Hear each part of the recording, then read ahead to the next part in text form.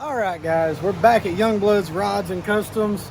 As you can tell, we're still working on this 68 Camaro. We're gonna start getting some more videos on it. Sorry about the fans right now, but it is very hot right here in Texas. We're replacing a lot of metal work where the front subframe bolts to. All of this is rotted out. But today, we are going to be working on this 1988 or 87 square body with a 454 TBI motor in it. And today we're just going to be making a short video on how to replace an injector. I've seen videos on YouTube on how to check the injectors using the distributor. You take an old distributor out, you take the two wires off the back of that distributor, the two plugs, plug them into your new distributor, or the one that you know that is a good distributor. You lay the bottom metal piece of that distributor onto the metal of the motor so that it grounds, and as you rotate the gear on the bottom of the distributor, it actually will send pulses through these injectors to pulse. And that's how I found out that this injector was bad. When I would spin the distributor, this one would pulse, and to make sure, I put the wire from this one over onto this injector and spun it, and it still works. So we know it's not our wiring, we know it's not our computer. We saw spark come out of the coil at the same time as all that, so everything is good there. I know for sure that it is the gas getting to this coil, or to this injector. So since we know that it was gas or the injector, we take this top piece off, which is 1, 2, 3, 4, 5, 6, 7, 8 bolts. They're Torx head. We take those out, and we can see that there is gas getting to both injectors. Therefore, we know that this injector is bad. So we're gonna make a short video today on how to take this out, and we got the new part sitting right over here. Well, if I didn't move it already, I've moved it over here. This is the part number for a 1993 or 1992 454 TBI motor out of a 1988 one-ton dually. So we're gonna make a short video on how to replace that and hope it helps somebody in the future. Stay tuned, keep watching. Thank you for watching Youngblood's Rods and Customs. All right, guys. We've got a T20 Torx head bit with an extension onto a 1/4-inch ratchet. We're gonna first disconnect our two injectors, which go with these two little pinches right here. You pinch these and it releases, and you can wiggle them right off. Be easy with them because these are plastic, and over time they get hot and brittle. Now you take your T20 Torx head, loosen up every one of them. There will be an initial gas spray. A lot of times comes out of the back here, so you need to watch out for that. It's not spraying hard enough to get you in the face or nothing, so you do not need eye protection, but it may surprise somebody if they're haven't done this before. So we need to get all of these loose, and don't forget about this one right here, which is right behind your intake hold down. So we got to take all of these out. And a lot of times once you get them all loose, just go ahead and pop your extension and your T20 off and use it with your fingers. You do not need to take these all the way out. You can leave them sitting in the housing that they're in right now. You just make sure they're loose by picking up on them. As soon as they're loose, you can actually lift the entire housing and everything, because there are different sizes of screws, different lengths. The shorter ones go into this front section down here, and the longer ones go into here. I believe this one's a little bit longer than these two.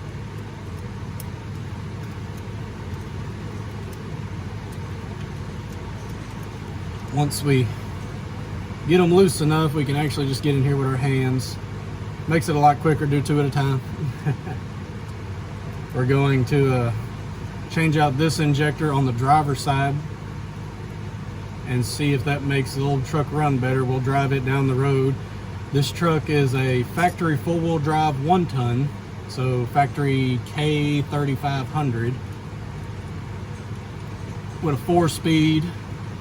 I believe it's a SM420. I may be wrong about that on the transfer case because it's not the older style. I know the earlier square bodies had that. This is your piece that I just took off. You see there's a little bit of gas residue in here.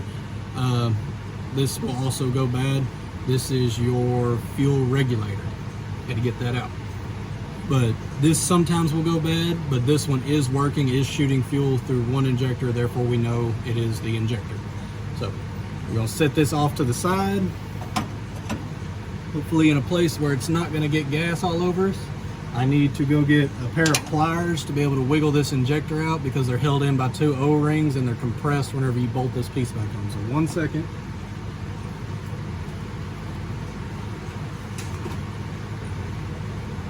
Any old pair of pliers will work. You need to just grab and lift slowly as you wiggle back and forth. And be careful because there is O-rings on these. And like this one right here came off. This is the one that goes around the top of the injector. And a lot of times it's better to go ahead and try to put that back in, because if anybody has done this a lot, they know that a lot of times whenever O-rings get exposed to gas, they tend to swell up and then they do not fit the hole anymore.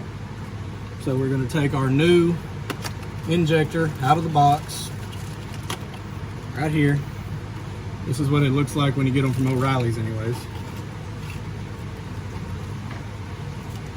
And it comes with a lot of O-rings and stuff right here and a lot of gaskets. This is a whole new gasket for the top setup here. I know this gasket is good because I've had it off multiple times and have not had a leak out of it, so I'm not going to change it right now. And I know the O-rings for the top of here and down in here are good, but we'll hold on to this for the next one we do that may just have a gasket problem. So it's always good to have extra parts laying around. Go ahead and open up your new one. It comes in this neat little injector holder. And this is Chevrolet throttle body. That's why it has such a massive injector, because there's only 2 injectors for the engine.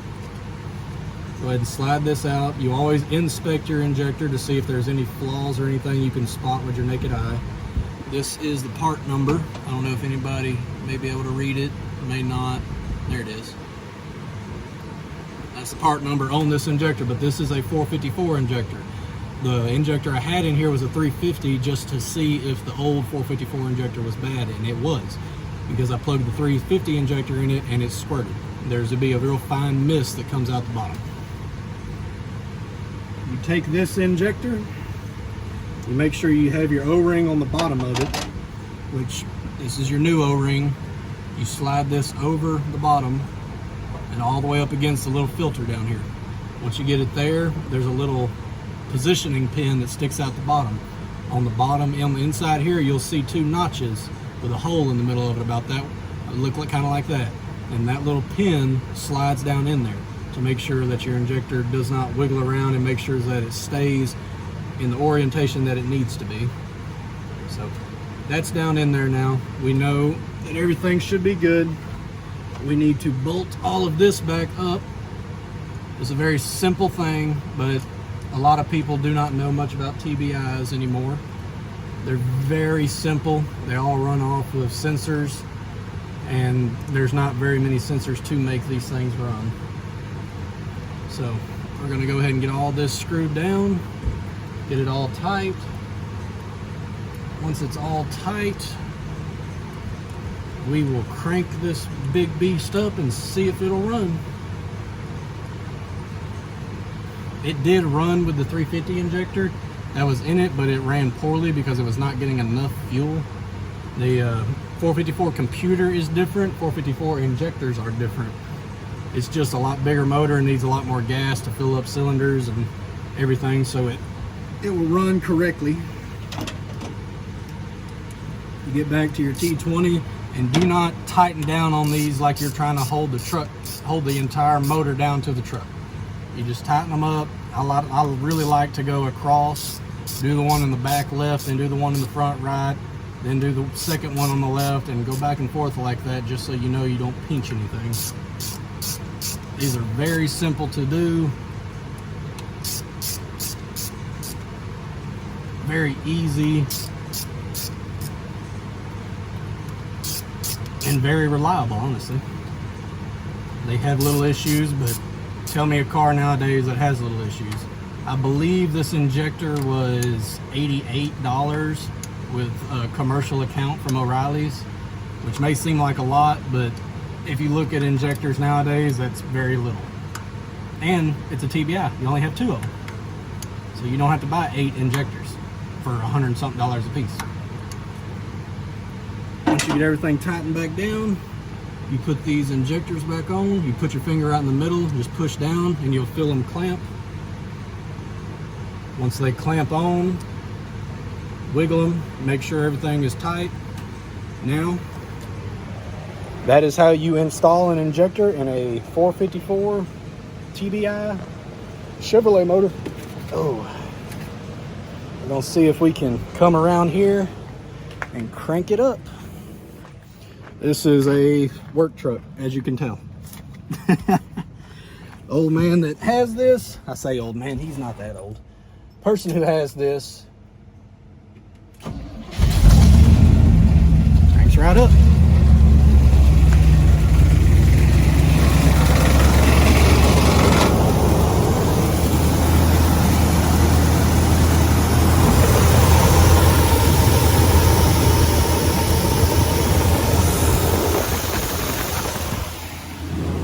That is how they are supposed to run. You can hear it's high idling right now till it gets up to temperature, and then it will drop back down. We've got good oil pressure, we've got good temperature, and that's how you change the injectors. Hope this video helps everybody, and don't forget to hit that subscribe button. Give it a thumbs up and put a comment down. All right, folks, we're gonna hop in this old square body and drive it down the road. The issue it was having before was low fuel. When you would press the gas, the accelerator down here, whenever you got about half throttle, it would stumble, or I guess you would say almost kind of fall on its face. When you have such a large motor and it does not get enough fuel, it does not like to run. But press your clutch when you have a 4-speed. This is a 4-speed, it just has a granny and then 1, 2, 3. So it actually is 1, 2, 3, 4, would reverse all the way over and down. So we're going to, don't have to press the gas. This is a fuel injected TBI system.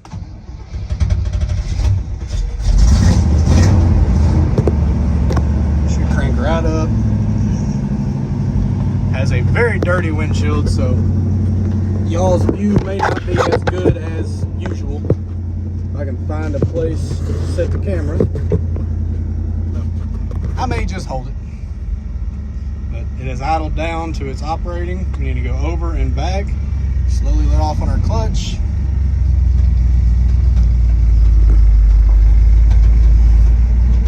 We're gonna go ahead and back up a little bit more than we normally would because we have people parked in our circle driveway. I think the door on that side is loose, or not closed all the way. So we are going to pause for just a second and do that because I cannot handle that rattling noise. Open that. That closed it that time.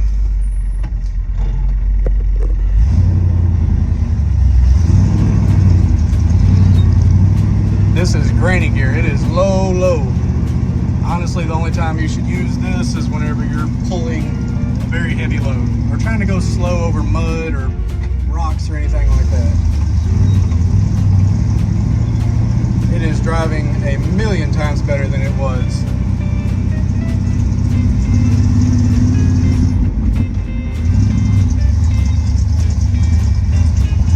We're still having a light bit of hiccup, which may be due to the computer, but we'll see. Thank you for watching. Goodbye. Well, boys and girls, we did make it back. We noticed a slight stumble, and this vehicle actually does have dual saddle tanks on it. You can see the little switch right here. I moved it from the left-hand tank to the right-hand tank, and the stumble stopped, really. And it ran a lot better, which means that the fuel pump, which is right here, which is not very good, that fuel pump is open to space here, which means it gets a lot of water on it, which means it could go bad or it could have water in it. You never know. I have filled up both of these tanks, and I believe the passenger tank or the right-hand tank has a stronger fuel stream to it, which you know, fuel pumps go out. That's not abnormal. We're going to inform the owner about that, because what I've done with this truck is I've taken a 350 throttle body out of it and I've put in a 454 back into it, because it originally had a 454, but the owner likes to pull a lot of things with this truck and likes to use it like a truck, like most people should. And 454 does not like high RPM, and you put a 454 into high RPM and it will throw a rod, which is what this one did. That is why that's why it had a 350 in it. The person who put the 350 in did not do a very good job, and in fact actually kinked a fuel line and did a lot of other things. But I put a 454 back in it out of a motorhome. It seems to run and drive fairly decent, no issues, no water in the oil or anything like that. It is a stock 454 motorhome motor though, so it's it's not a powerhouse or nothing. It's a motorhome motor. But for what this man uses it for, which is just pulling or feeding his cows, that's why it has the big grain hopper on the back of it. But for what this man needs it for, this is the perfect motor for him. We've got it running and driving good. That's where we're at right now, but we're going to drive it around, work some bugs out for the owner, and give it back to him. Thank you for watching Youngbloods Rods and Customs. See you later. Thank you for watching. Please subscribe, hit that bell notification, and leave a comment. I'll see you in the next one.